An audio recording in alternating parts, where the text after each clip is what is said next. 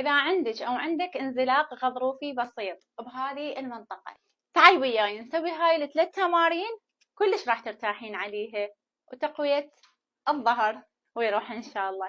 تعي وياي. التمرين الأول أهم شي من تسووا هذه المنطقة تكون ستريتش.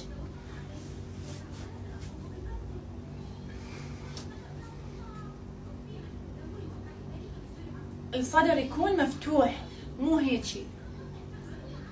التمرين الثاني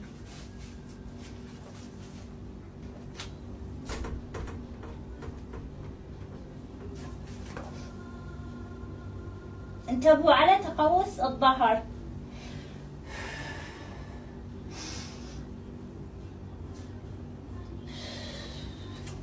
التمرين الثالث اهم شيء تمدون الجسم اشقد ما بيكم، مو هيجي بالقوه. انتو شباب ستريتش، نسوي ستريتش للجسم، بعدها ننزل ننزل ننزل ننزل ننزل